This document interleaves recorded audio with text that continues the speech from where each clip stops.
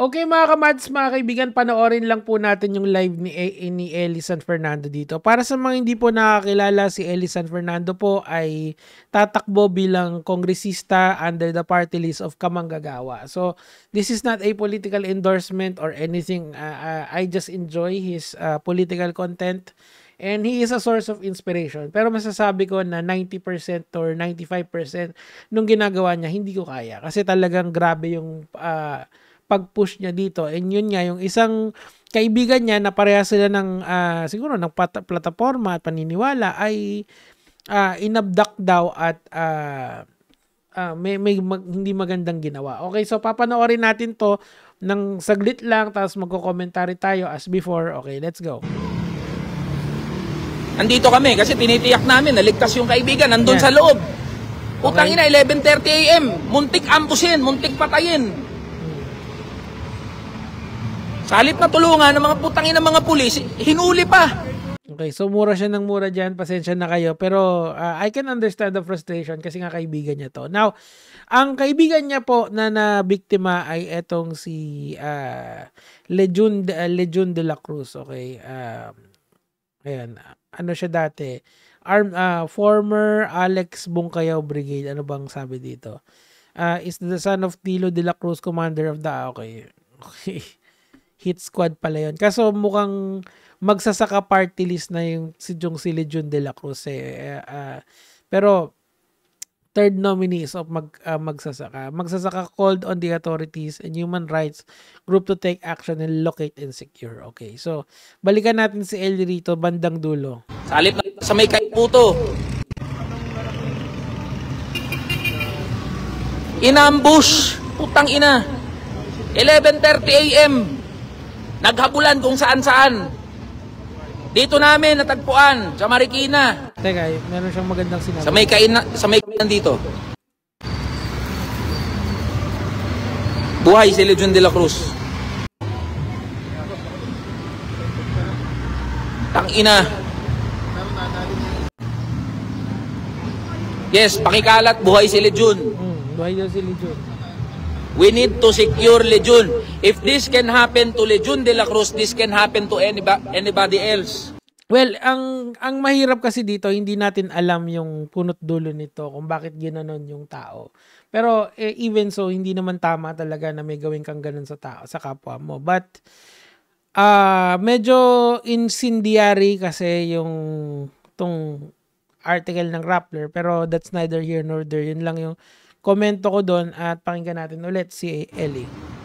If this can happen to Legion de la Cruz, it can happen to you, it can happen to anyone else.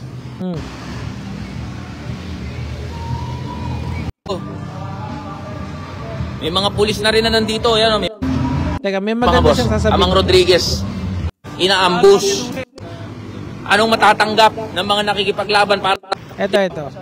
Buhay at kamatayan ng ikaw pa uhulihin, ikaw pa inaambush, ikaw pa papatayin.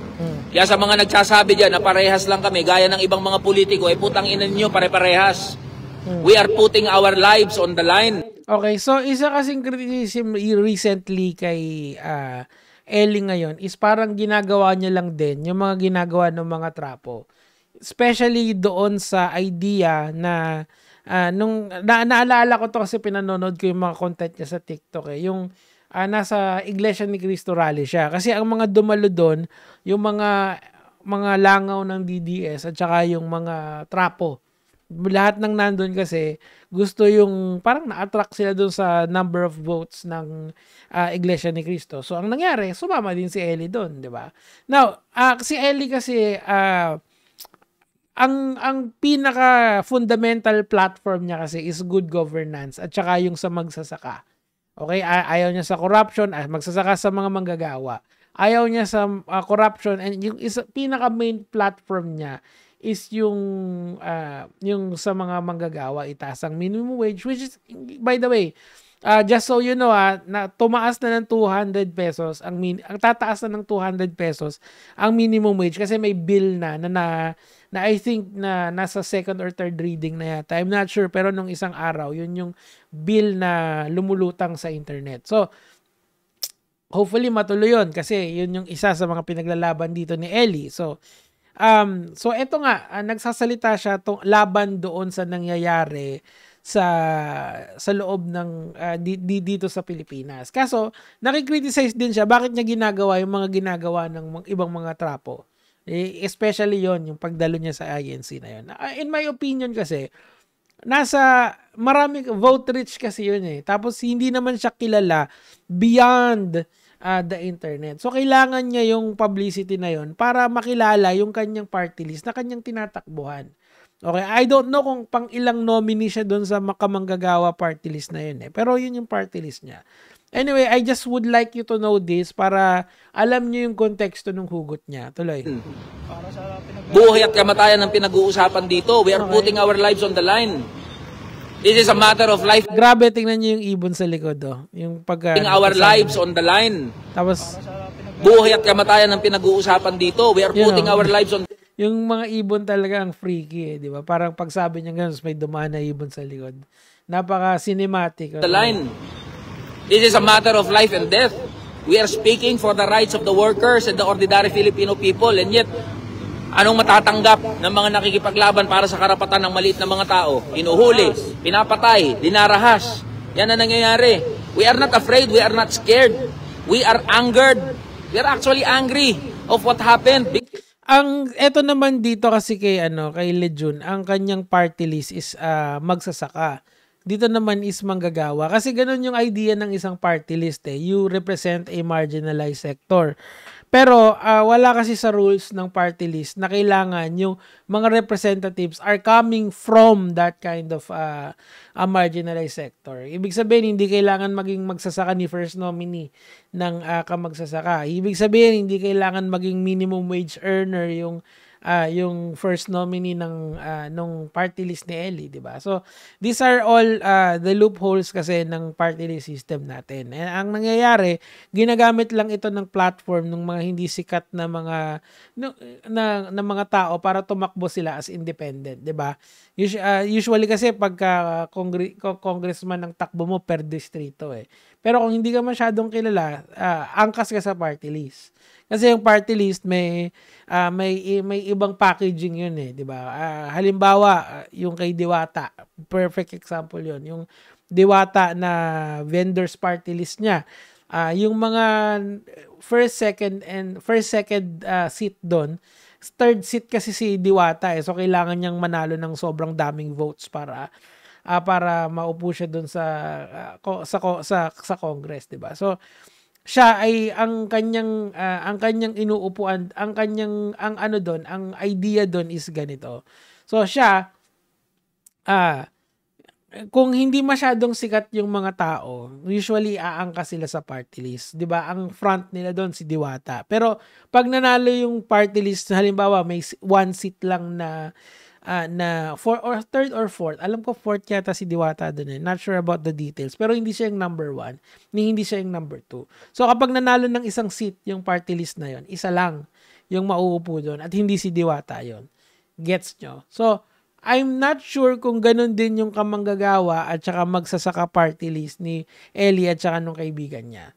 Okay. But then again, I admire Ellie dun sa katapangan na pinapakita niya. But of course, kung normal na tao ka, siguro gamitin mo na lang yung freedom of speech mo sa internet, diba? Meron namang comment section dyan. Yung sa kanila kasi talaga nakikibaka sila. And that's impressive as it is. But then again, ito yung consequence nun eh. Sometimes you step on the wrong people's foot. And then, I'm not sure about the story of this person, pero I'm sure na may nagalit sa kanya. Okay, yung na-ambush daw. Tuloy natin. Because if this can happen to a nominee of a party list, what more can happen to an ordinary Filipino people? Tingnan nga natin kung third nominee siya na magsasaka eh, 'di ba? Itong si De La Cruz eh. So hindi siya yung number 1. Kung sino yung first nominee doon, yun, 'di ba? So ang party list system kasi dito, yung importante, yung isang seat lang yung makukuha nung kunyari hindi maraming boto nyo, isang seat lang yung nakukuha nyo dyan eh. So tingnan natin kung si Ellie ba pag nanalo yung party list niya, kung siya ba yung uupong kongresista. We don't know kasi hindi ko alam at ayokong i-search yung party list niya. Baka kasi sabihin yung pinopromote yun, hindi. Kaya mag-research nun. I'm just telling you kung paano gumagana yung party list. Pero as a content creator, I admire his tenacity over this. Kasi talagang nakikibaka siya, nakikita naman natin yun eh. But then again, I don't wanna believe na parang Diwata case lang yung ano niya eh.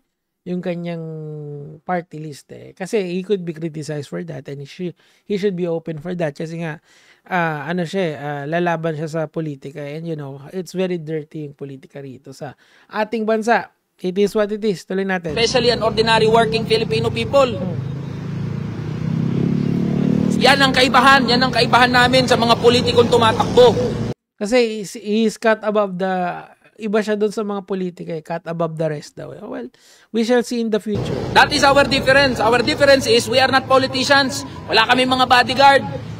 Wala kaming malalaking mga pera. Ordinaryo lang din kami. Anyway, mga kamads, mga kaibigan, Legion de la Cruz is alive and si Ellie is tumatakbo pa rin. And you know, kung gusto niyo siyang supportahan, bahala kayo. Pero I just wanna tell you guys na sa darating na election, do your own research kung sino yung boboto nyo. Kung baka take some time, maybe 10 minutes, 20 minutes. Search nyo kung sino yung party list na gusto nyo. Tingnan nyo kung sino yung first nominee. Kasi pag nanalo ang isang party list, usually yung number 1 seat or yung first nominee yung nakakakuha ng seat sa Kongreso. Pero that's neither here nor there. Matagal pa yan. Ilang buwan pa yung botohan, di ba? Anyway, mga kamads, mga kaibigan, yun lang naman yung sa akin, Ellie. Hope to meet you soon. Gaya mga lod.